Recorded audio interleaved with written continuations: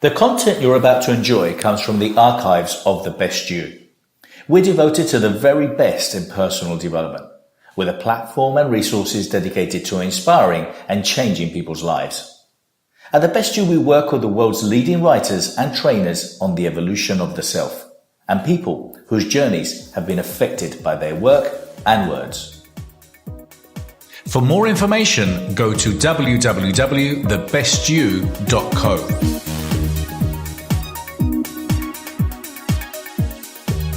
Alistair Campbell is a writer, communicator and strategist, best known for his role as former British Prime Minister Tony Blair's spokesman, press secretary and director of communications and strategy. Still active in politics and campaigns in Britain and overseas, he now splits his time between writing, speaking, charities and consultancy. He has written 14 books in the past 10 years, including 8 volumes of diaries, 4 novels, a personal memoir on depression and the pursuit of happiness, and Winners and How They Succeed, a #1 best-selling analysis of what it takes to win in politics, business and sport. In July 2007, he published his first book on his time with Tony Blair, The Blair Years, extract from his diaries from 1994 to 2003. Which was an instant Sunday Times #1 bestseller.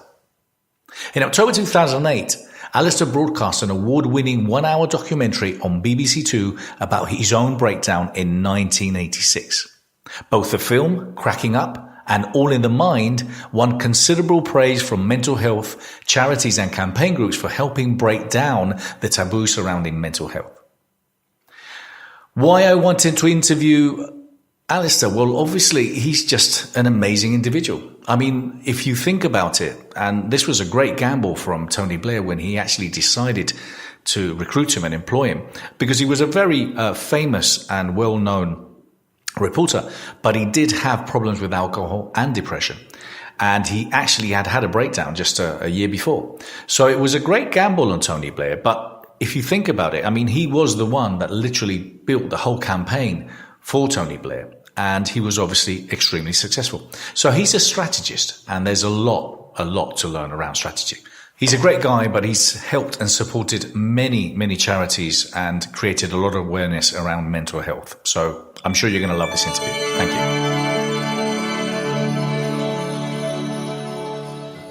Hi, welcome. I'm Bernardo, and today I have the pleasure of interviewing Alistair Campbell. Now, Alistair Campbell is a writer, a communicator, a strategist, and he's better known for his role for former British Prime Minister Tony Blair as the Director of Communications. Alistair, thank you so much for being here with us today. Please tell me a little bit about yourself. Where were you born in your early years? May 25, 1957, so I'm 58. I was born in Keighley in Yorkshire. Parents both Scots, my dad from the Hebrides, mother from Ayrshire. He was a vet, grew up there, left there when I was 11. My dad had a really bad accident, had to give up his practice. He was a vet, moved to Leicester. He got a kind of quieter life job. Stayed there till I was 18, went to Cambridge and graduated and bummed around for a bit and then became a journalist. So carried on bumming around. And what was school like for you? Always liked school. I was at primary school in a little place just outside Keighley. Liked it, liked my teachers. I had one term at Bradford Grammar School, and then, as I said earlier, we had to move, and then I went to a comprehensive in Leicester, and always liked it. I mean, didn't. I think I've always been a workaholic, always loved words, and never had. I mean, neither of my parents are living, but they always said they never ever had to get me to work, do homework, all that stuff. I wasn't a swot, but I liked working. So I suppose one of the subjects you looked was language. Was it English? I did when I got to A levels. I mean, in terms of going through school, I was very good at English, very good at languages, very good at maths. But I very deliberately went the languages route. In fact, my dad being a vet, I think he was kind of hoping at least one of us would go down the science route, but 4 of us, none of us did. But I always loved words, always loved languages. And so I did A-levels, French, German, English. I think I'm right in saying that I was the first kid from my school to go to Oxbridge. Went to Cambridge. Didn't like it much, to be honest. Felt it very... I think that's when my politics started developing, really, as a kind of... I felt it was very elitist, very privileged. Didn't like it. But I wasted it in a way. I mean, I wish I'd done more when I was at university other than kind of rage against the system the whole time. Got more out of it, yeah?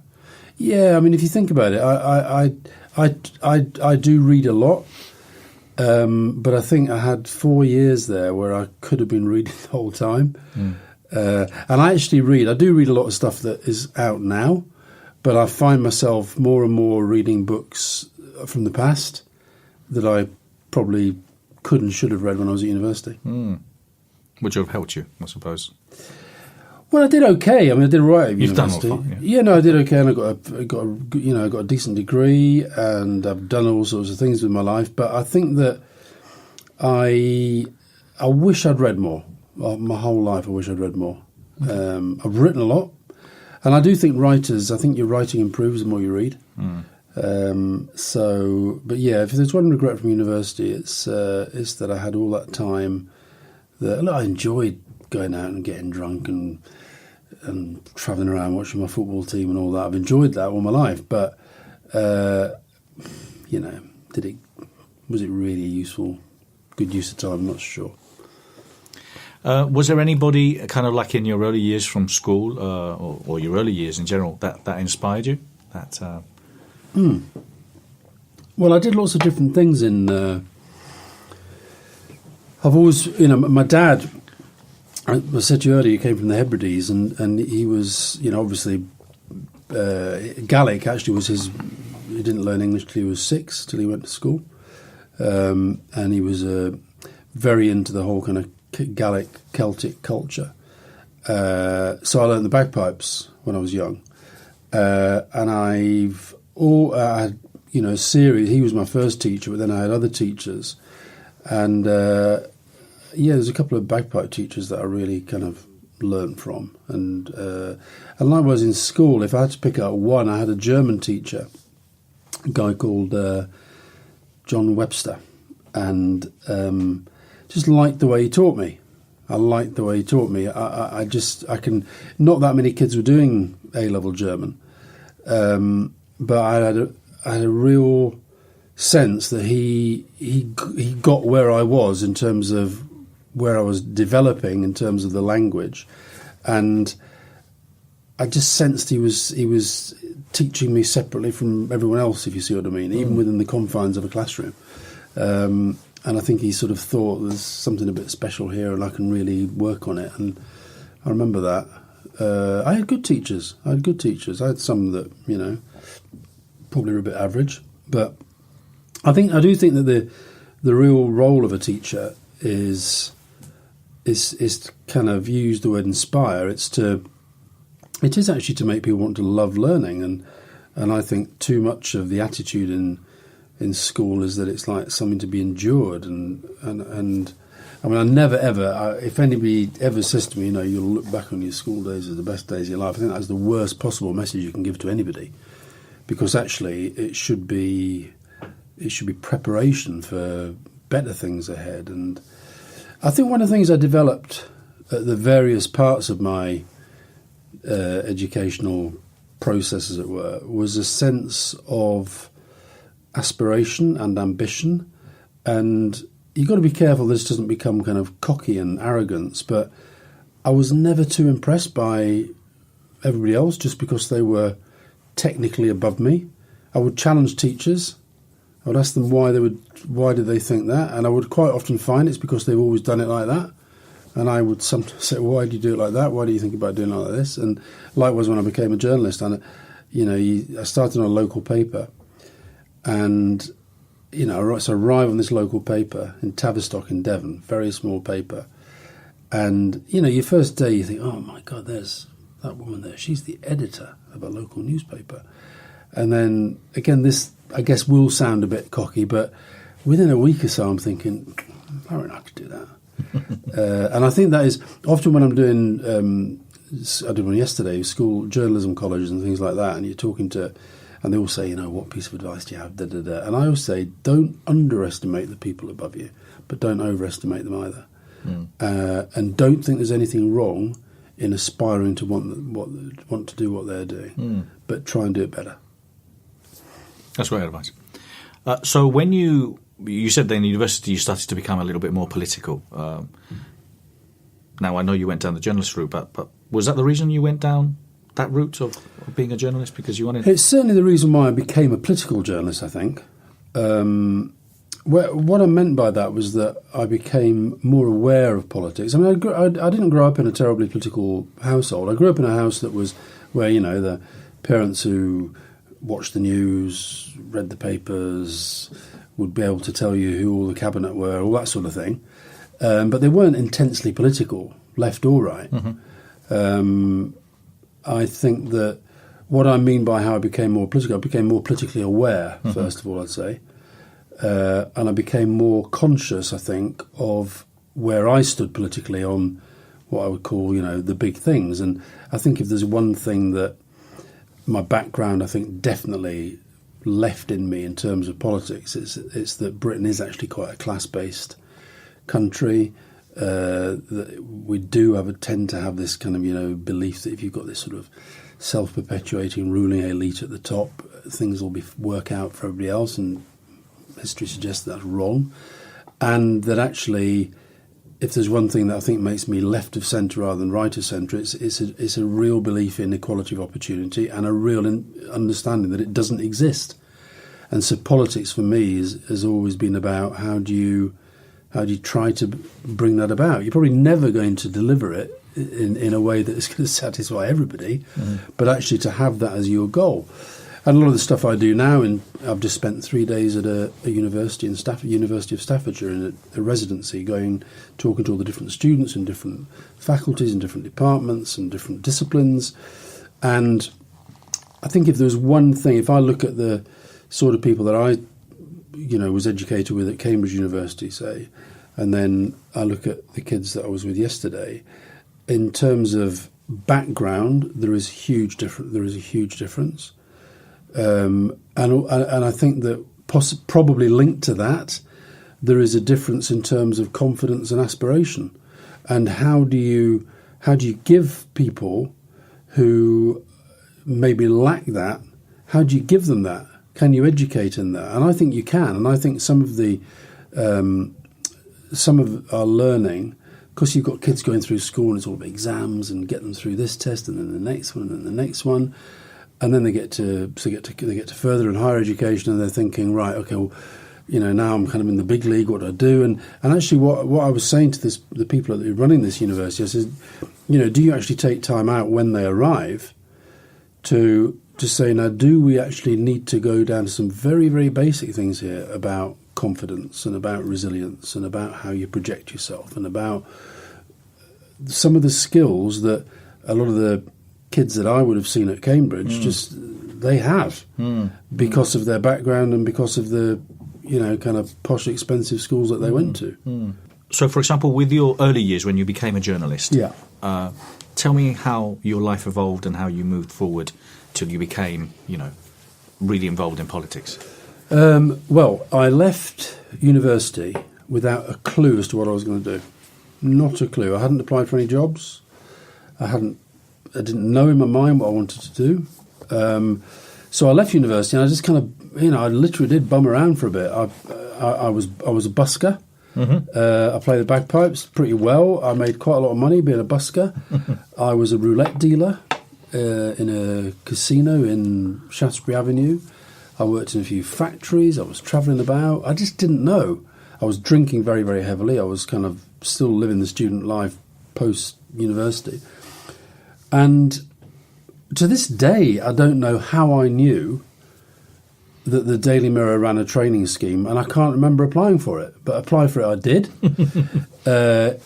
And it was one of those kind of, you sometimes look back. I'm 58 now, as I said, and you sometimes look back and think of, chapters, key moments and what have you. There's no doubt, however it was that I found out about it and knew about it, because there's no real journalism in my family.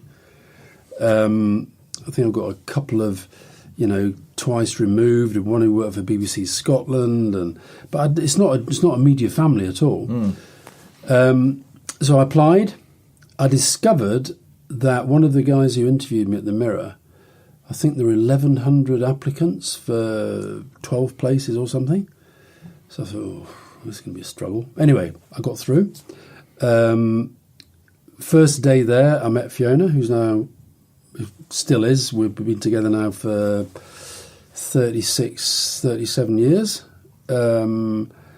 We both on this training scheme, and then we both asked, we got together very, very quickly, and we both asked if we could go to the same paper, the Tavistock Times. Then we moved to the Sunday Independent, which is a regional Sunday paper, and we were based in what we used to call the Truro Bureau, which is this tiny office in Truro, just the two of us and one other guy. And the best thing about the training scheme there, and I think one of the problems with journalism is that training is kind of, I think, takes a back seat now in terms of making people professional journalists who know about law and shorthand, and I think now it's just, sort of who you know, get them in, wheel them in. Local papers now pay such terrible wages. It's but the training scheme then, one of the best things about it was that you were given 6 weeks guaranteed shifts on one of the National Mirror titles, and I was given 6 weeks on the Daily Mirror. So you're thrown in there. And they're watching to see whether you're up to it and what have you. And so I got 6 weeks, which became 8, which became 12. I then started to freelance around other papers. I worked at several of the other Fleet Street titles doing shifts. And then in the knowledge that the Mirror had said to me, look, the next time that a general news reporting vacancy comes up, you can have it. If you're interested in working with me, contributing to the magazine, maybe speaking at any of our many events around the world, partnering or licensing The Best You, go to www.thebestyou.co. So I then get a job at the Mirror. And then fast forward a few years, definitely another kind of big chapter. 1986, I got headhunted. I left the Mirror to go to Today as a news editor. So I was 28 and I was a news editor. Way out my depth. Should never have done it. Drinking like a fish now. Going completely out of control. And spring of 1986, I had a complete, total psychotic meltdown. Pretty difficult period. Ended up in hospital. Well, got arrested. Ended up in hospital. And then, extraordinary thing happened.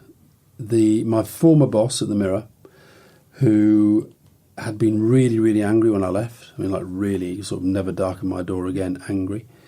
He was one of the first people to get in touch, and he sort of basically said, look, I did warn you. I did tell you not to go. I did tell you this would be a disaster for you. You didn't listen. Right, well, listen to me now, he said. Carry on taking the money while you're sick. When you're well, come back here.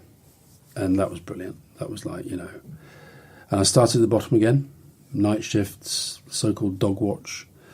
Slowly rebuilt myself, got my head together, stopped drinking. And then a couple of years after that was political editor. Just a quick insight. You stopped drinking with any help, or? What happened on that was that I did have help. But the specific help was a guy called... The thing is about when you've got a drink problem, I saw this with myself, and I've seen it with other people that I know, both before and since. Until you, the drinker, the addict, sees that you have a problem, there's no point anybody else telling you, because it just drives you more and more towards it. But what happened with this guy, I got arrested, and I was allowed out on condition I went to hospital. So I went to hospital. It was a weekend, and the psychiatrist didn't come in till the Monday, and he was this little guy called Ernest Benny. When I wrote a novel about a psychiatrist, I dedicated it to him. This was a few years ago. But back in 86, this guy, he sat there, and he was just very, very calm, very gentle. I was away with it at the time. I was sedated, but I'd been through a full-on psychotic breakdown, voices, music, paranoia, just pretty horrific. And when I was arrested, I'd left all my possessions on the floor. I was in this council building in Hamilton. Left all my possessions on the floor, so the police had taken them away, and then they gave them to the hospital. And so it's weird how this stuff kind of plays out, because you may know I keep a diary, and I've published my diaries. And so he said, I noticed in your possessions that there's what looks like a personal diary there. And he said, do you think you could talk me through, if I just spotted a couple of days here, do you think you'd remember where you were and what you were doing, and you could maybe just talk me through a day? And so we did a couple of days, and then we went on to another day, and he said, do you think, as you're taking me through this day, you could try to remember how much you were drinking? And so I talked him through this day, and as I was recounting how much I'd been drinking and how much I was thinking about drink and how much I was planning on to drink, and it just dawned, this sort of slowly, this penny dropped. So he wasn't saying anything. And I'm just saying, so then I went here, and then I did this, and then I had a bottle there, and then I think I probably popped into the pub, and then I probably had maybe a couple of scotches then. And this particular day ended with me in a pub called the Lord High Admiral. I don't even know if it exists anymore, on the Vauxhall Bridge Road, and phoning Fiona from the phone box in the corner of the pub, having a row because I was pissed and I was, late and like that. Me slamming the phone down saying I'm not coming home, and I booked into a hotel, that big hotel up near Victoria Station, I can't remember what it's called, and I booked in there, and I demolished the minibar. So as I'm getting towards that, the penny is dropping, and I'm thinking, God, I haven't even got to the minibar yet. God, I haven't even got to the evening yet. And that was it. That was. So, did I have help? Was it difficult thereafter? Ish. At times it was. But I went 13 years without a drop. I do have a drink occasionally now. I probably shouldn't, but I do.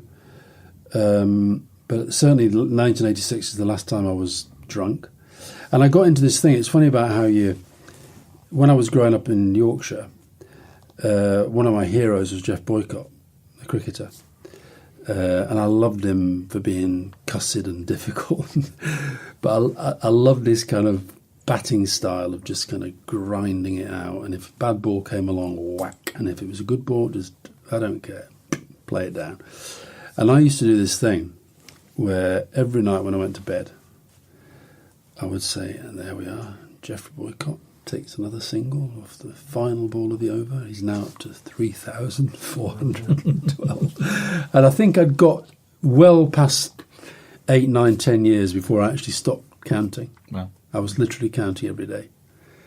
And there was a time in my life when I could quickly tell you how many days, how many hours, how many minutes since I had a drink. I can't do it now. It's gone, but... Thank you for sharing that. Kind of what the common denominator with many people is that there seems to be sometimes a turning point in someone's life. Would you say that was a turning point for you? Yeah, no doubt about it. No doubt about it. That was of all the steps, and then it was also what it led to. I was very lucky that Fiona stayed with me. A year later, we had our first child, and I'm sure that's related as well. That I was. She obviously saw potential in you, Alistair. She stuck by me when a lot wouldn't. That is for sure. That is for sure. She did an interview once where she said when one of my books came out. She did an interview about what's it like living with Alistair Campbell, and she did this. The headline was something like, "On balance, I'm glad we've stayed together." Oh, that's nice. Yeah, on balance. So yeah, that was definitely a turning point. And then what have the others been? One of the biggest turning points in my life was when John Smith died, leader of the Labour Party. I was a journalist. He died, and Tony Blair became leader. And that was, certainly in terms of my professional life, that was probably the biggest turning point. How comes you got together? How did that start? I knew Tony very well as a journalist. When he first got elected, I was covering politics. It was actually Fiona's brother, Gavin, who's now a QC, and he was a young lawyer then. And I remember he was the first person who ever mentioned Tony Blair to me. He said, by the way, there's a new guy who's just been elected up in the northeast of England, Tony Blair. You want to watch out for him? He's really smart. So I was on the lookout for him a bit. And I can actually remember the first time I met him. in the House of Commons Central Lobby, which is where I used to kind of ply my trade.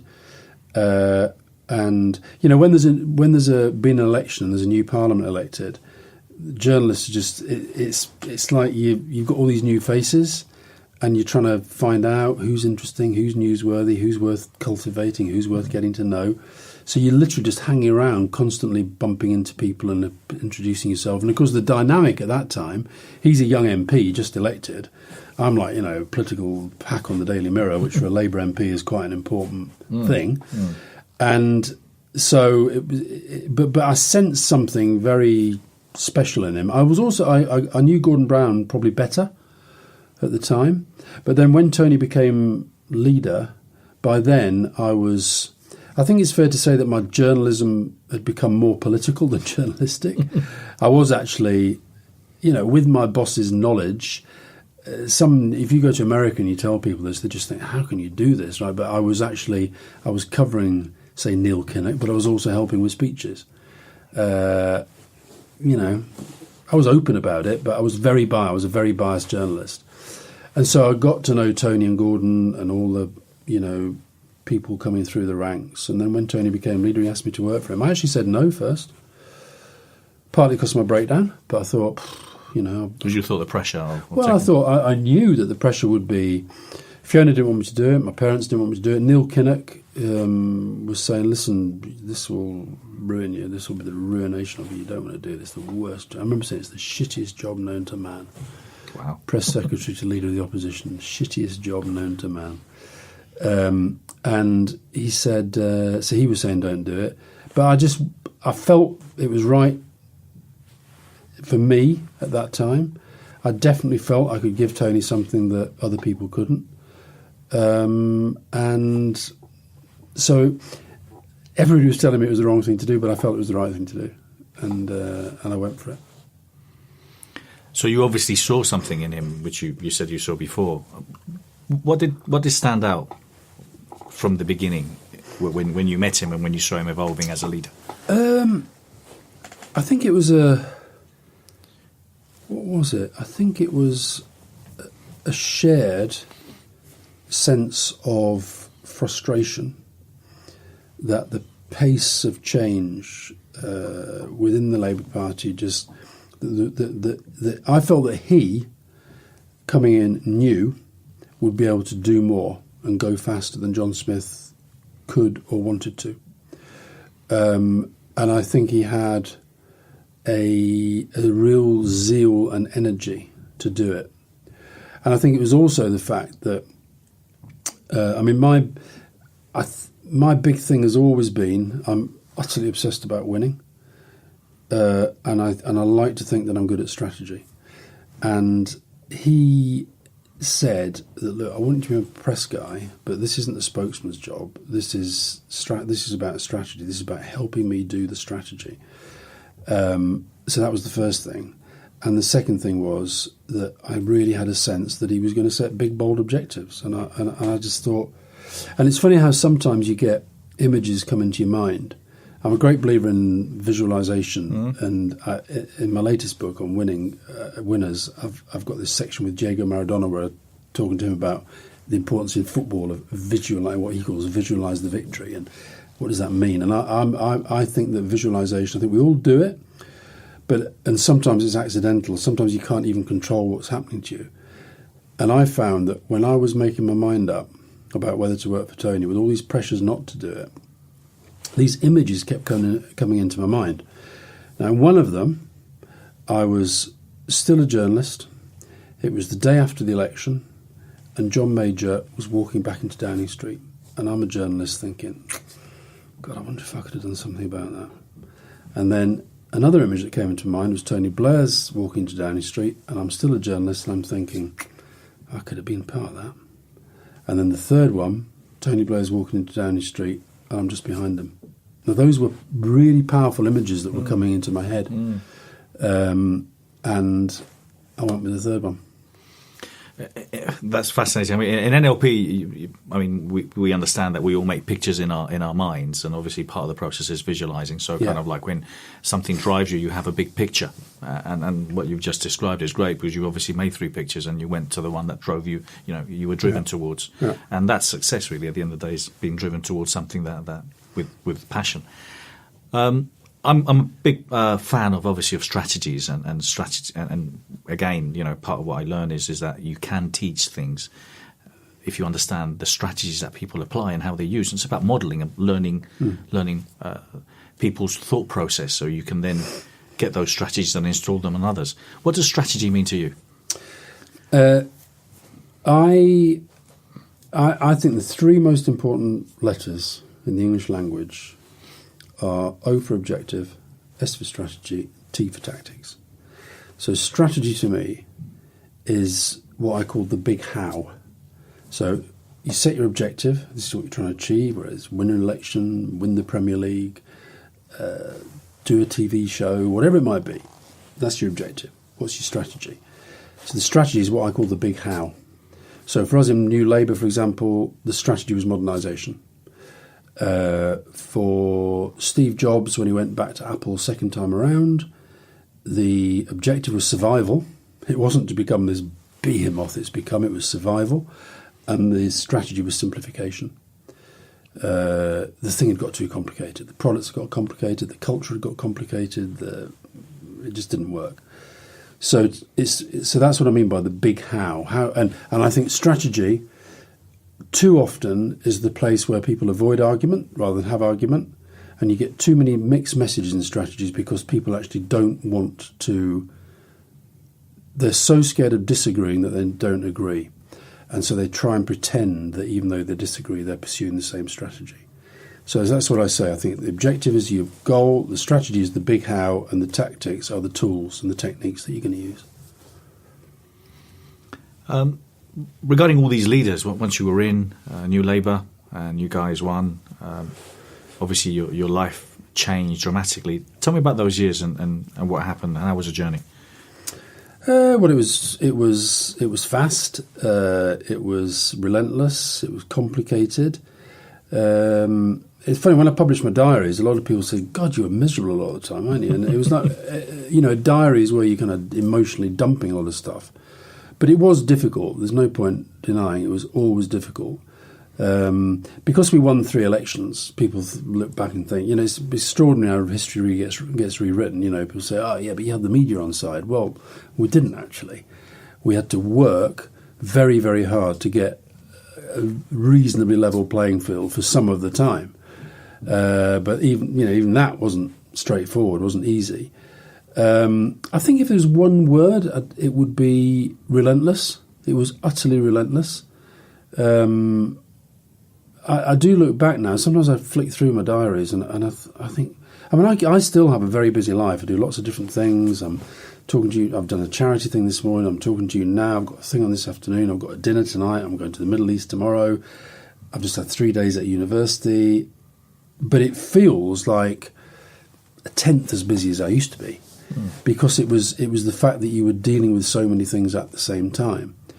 And so, it was relentless, I'd say. But very, I'm glad the thing about happiness is interesting. I sometimes look back and think I wasn't happy a lot of the time, but I'm very, very happy that I did it. I'm very glad that I did it. I've written 11 books now since I left Downing Street, and one of them is a little memoir about depression called The Happy Depressive. And I say in there that I think this is a kind of atheist's way of keeping broadly on the straight and narrow.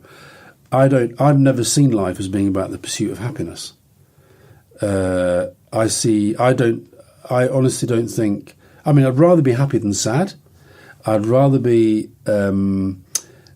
feel good than feel bad. But I don't feel that happiness is kind of what I'm looking for the whole time. My mum, for example, she always used to say, why can't you just be content? And I'd say, well, because I don't particularly want to be. I have a fear of the comfort zone. I have a fear of just kind of coasting and not doing much. Now maybe one day I'll just sort of crash down in a chair and think, oh, sod it, just chill out. But I don't think I will, because I think life is about. I don't think if you've had a really happy life until you're starting to do a bit of a reckoning towards the end. To find out more about our latest projects, get a free coaching lesson, or download my book, go to www.bernardo-moya.com. I think part of it is that I think people want to start enjoying the journey from moment one.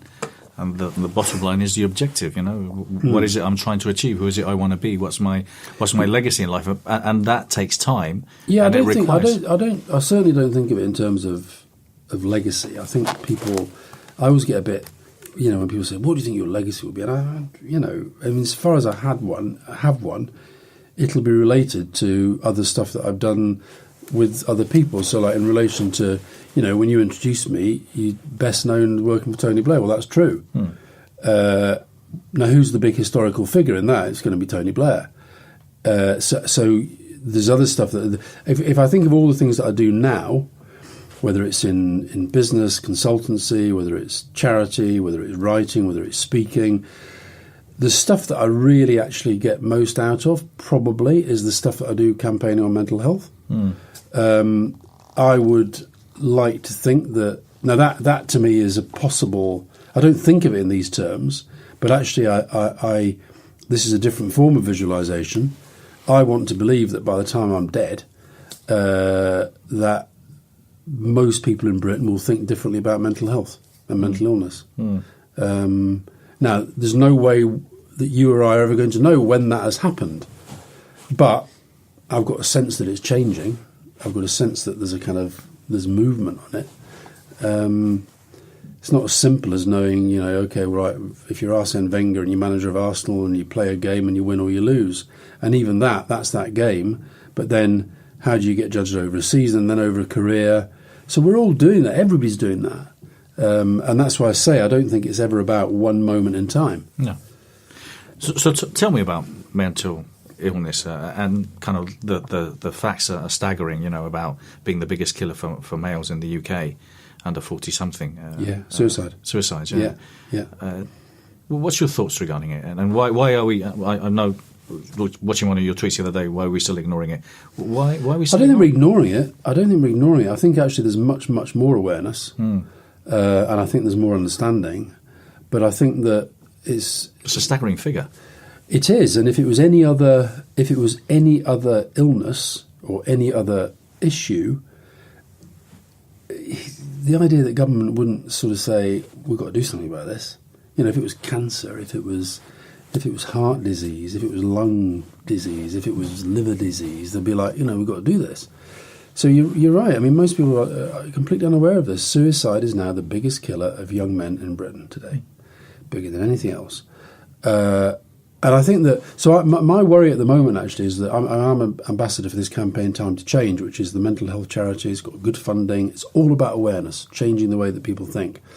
My worry is I think we're having a very successful campaign in terms of improving people's awareness and understanding. But that is leading more and more people to realise that maybe they've got problems that need addressing, and then when they try to address them, they find the services aren't really there. And I think that is a growing problem. But the big picture. You talk about the big picture. The big picture I have is to get to a world where we feel, you and I and everybody else, we feel that we can be as open about our mental health as we are about our physical health. And I don't see why we can't. In a way, I've been lucky because I was forced into being open in a way. Because when I had my breakdown, everybody in Old Fleet Street knew about it. Because, I was quite well known in the newspaper world, and all these rumours are going round. Oh, Mr. Campbell's gone mad, he's cracked up, all sorts of stuff went round about what actually happened. But people knew that I'd been in hospital, I'd been arrested, and so I just decided when I went back, I'll just tell people what happened, and I'll say what it was like. And then so then you're a journalist. Nobody really is that bothered. It's not a story for your colleagues. It's just that you're telling them.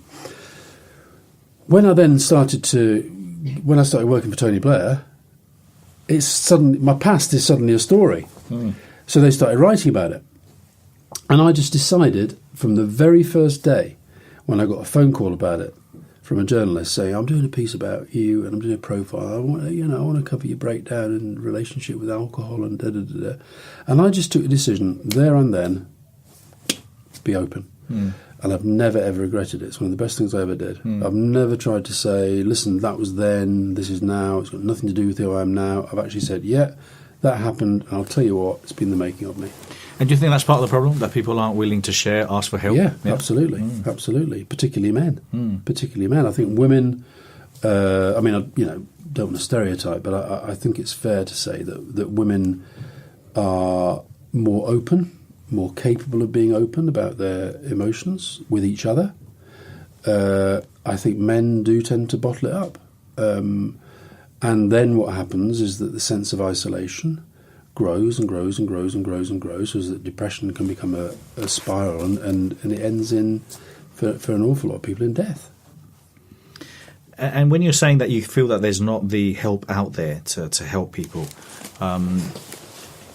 nowadays with technology, there's coaches, therapists, trainers. I know the NHS may have its limitations, but don't you think there's a lot more out there that people could seek help from? No, I don't. That's fine if you've got, lots of money and lots of connections and you can find all the people you want. But I think if you're, a lot of the people we're talking about, young men who are taking their own lives. There was a report last week about, the impact of a lot of the benefit changes that there have been on the suicide rates in certain socio-economic groups. That's just it's kind of obvious when you read it, but what are we doing about it? So no, I'm talking about, to give you one statistic. I think one of the best things we did in the Labour government was IAPT, improved access to talking therapies, and at the moment 15% of people that doctors think would benefit from talking therapies are getting it. Until recently, we didn't even have maximum waiting times for psychological support. So no, I think it is still, I'm afraid, the Cinderella service. And if you think about if you're a government or you're a commissioner or you're a trust and you're getting all this message the whole time about cuts and austerity and value for money and da-da-da-da, and let's say you're sitting there and you've got a choice. You're a big hospital, you could cut cancer services, you could cut A&E, you could cut kids' paediatric services, or you could cut mental health.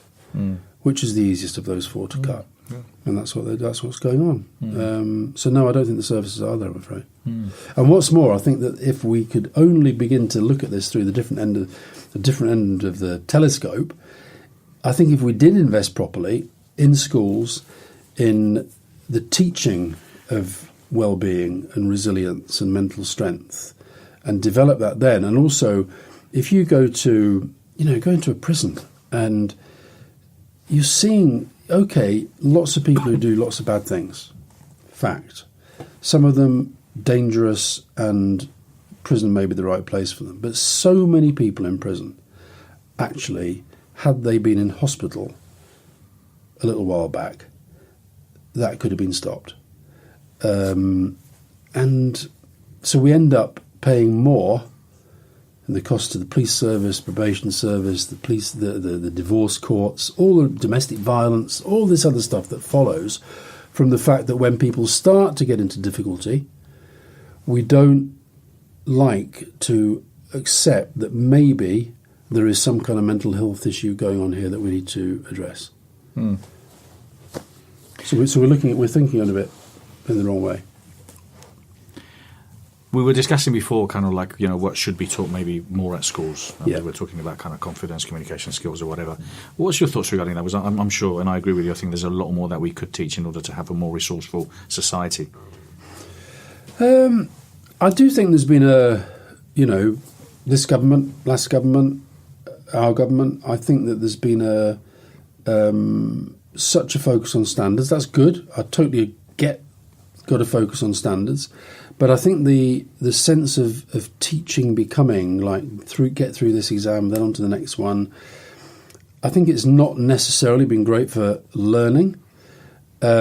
And I do think that in schools and colleges, how you can develop these human skills that are going to be more and more important. I mean, if you think that, if I go back to when I was growing up, it was possible to imagine a kind of a career where you had a job and you kind of stay with that job and then you got a pension and that was your life. That's gone. I mean, very, very, very few people are going to do the same job through their lives. So how you project yourself and how you come over to other people and what you learn from things that go wrong and how you take them and try to turn them into something that actually helps you rather than just is seen as another barrier stopping you. I think it's difficult to teach, but I think because it is so difficult to teach, we're not trying that hard. What are those skills? What do you think those skills are? Well, if you think about something, I mean, for example, I don't find standing up in front of hundreds of people and talking, I don't find it difficult. And actually, I probably never have. And I'm quite good at it, and I do it. But it's one of the biggest phobias in the world. Exactly. Now, that is a skill. That is something that at some point in our lives, most people will have to do.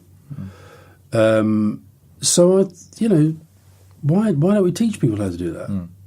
There's all sorts of thoughts and techniques and different lessons that you can learn from how other people do it. I know I quite like that.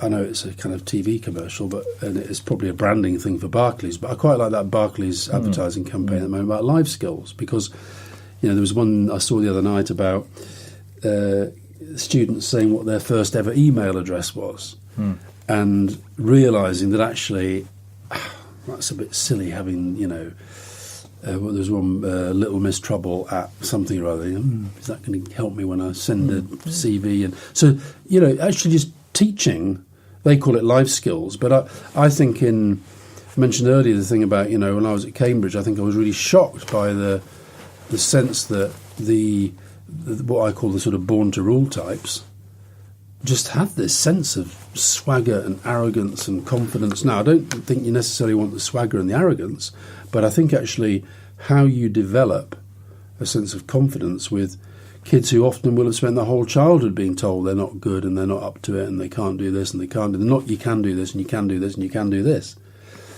And I think I think there's a day. One of the reasons I wrote the book Winners is because I think we're at quite an interesting point. Yeah, tell me about your book Winners, please, and what's the idea behind it? Well, it's called Winners and How They Succeed, and it looks at winners in sport, business and politics, and it tries to work out lessons that we can all take from that. But one of the motivations for writing it was my sense that I don't think in Britain that we've quite got a winning mindset at the moment. I think a lot of it is the way the media cover stuff. I think there's just relentless negativity, and I think that has an impact upon the public. I think we sometimes prefer failure to success in others. The book just came out in America, and it's extraordinary. You talk to the American media, and it's like there's just a different mood. So they love the celebration of winners, whereas we tend to want to kind of chop them down. So, but the point I was going to make in relation to how this might apply to young people, I actually was doing this talk the other day. This word popped out, which sometimes happens to me. Just words coming to my head, and I said, I think we're going through a period of geopsychological decline. We Britain, and I've been thinking about that ever since. Is like, what did I mean by that? And I think it was this sense that just for whatever reason, we're slightly losing our confidence. The fact we're having this debate about whether to come out of Europe. Why are we having that debate? I think it's a lack of confidence. I think we're basically saying Europe is something that's done to us, as opposed to Europe is a thing that is good for us and we can shape. And that's a big part of our future, and it's a big part of now, and it's a big part of our future. And I think this, if there's, to me, if you lack confidence, you want to retreat into yourself. Does that make sense? Yes, absolutely. So with your book winners, is it studying and researching and interviewing or working, or the people that you... Well, it's a mixture of things. It's partly about... I mean, it started off writing about campaigns that I was involved in, winning campaigns, but it branches out. So it actually goes through... It's in pretty clear structure and chapters. It goes strategy, teamship, leadership and teamship. And I talk about it in very general terms, drawing in all sorts of different examples from people I know and people I've worked with and people I've interviewed. And then I do individual profiles. So, for example, on strategy, Jose Mourinho. So he's my strategist. Leadership, Anna Wintour, editor of American Vogue, because she's kind of become almost like the leader of an industry. Teamship is a guy called Edi Rama. He's the Prime Minister of Albania, but the reason he's in the book is because he's the only Prime Minister in the world who's played international sport. So I talked to him about what did you take from being a sportsman into now putting together a very different sort of team. And then I go through mindset, a lot of it on mindset, including the extreme mindset. That's where I write about people like Lance Armstrong and Roy Keane and, real full-on people. But the mindset is a really big part of the book. Then innovation, data, boldness, resilience, crisis management. So I go through all these different... And some of it is stuff that I know from stuff that I've done. But to me, the most interesting stuff was actually going out to these other people. And so, like, talking to Ben Ainsley, the sailor, about how he builds a team or how he went and won the America's Cup, probably the greatest sporting turnaround in recent years. And how can I talk to somebody like him and then think about how to use some of that in, say, a campaign for a political party or for a mental health charity or whatever it might be.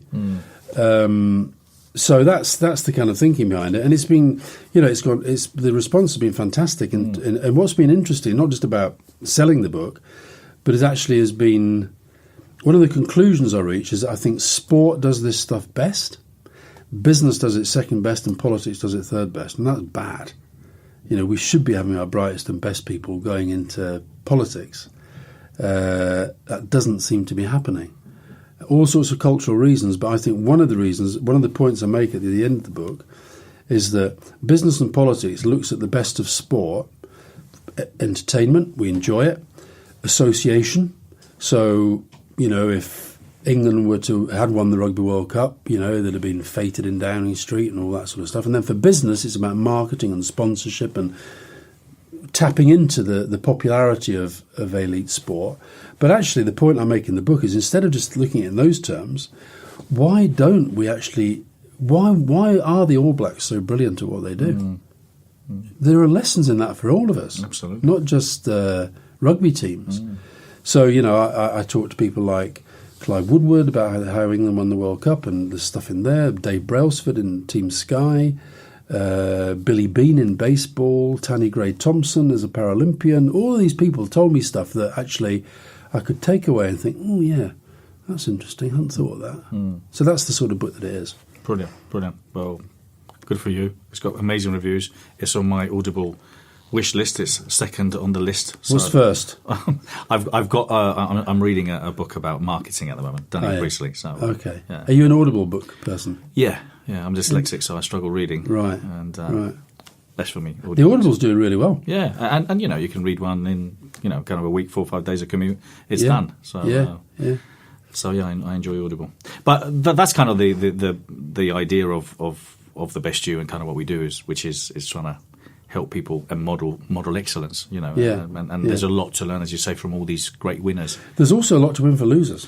Yeah, absolutely. One of my favourite quotes in the book is a guy called Colm O'Connell, who's an athletics coach from Kenya. He's an Irishman who coaches Kenyan athletes, and he says, "The winner is the loser who evaluates defeat properly." So, we can learn we learn as much from losing as we do from winning. Well, I've got a couple of questions. We've gone over time, but we were just going quickly through politics. So what is it with politics? I mean, is it my opinion, but where is the charisma? There seems to be a lack of charismatic people, and I'm sure you've met a few in your years. What's your thoughts? Can it be taught? No, I think it can be developed, but I think it's overstated. I think we've got to be really careful. See what's happening in America at the moment with Donald Trump sort of seeming to do so well in the Republican nomination. I think we'll be really careful. This seeming slide from politics almost into a branch of the entertainment industry. I think one of the things that's happening is that the gene pool for people willing to go into politics is getting narrower and narrower. People just don't want to do it because it's tough and it's horrible, and the press are into you the whole time, and So I think we're getting narrower and narrower. But the other thing I think is, if I say in the book that to my mind, the most impressive leader in the world at the moment is Angela Merkel, Chancellor of Germany.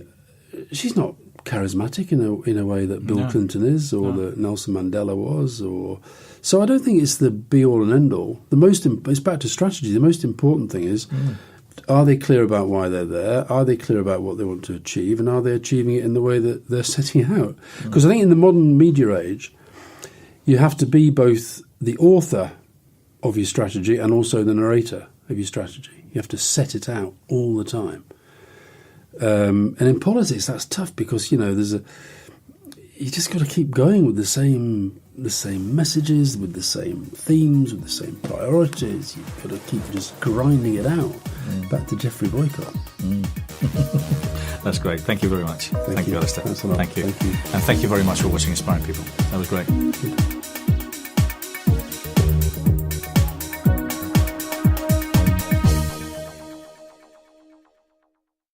For more information, go to www.thebestyou.co.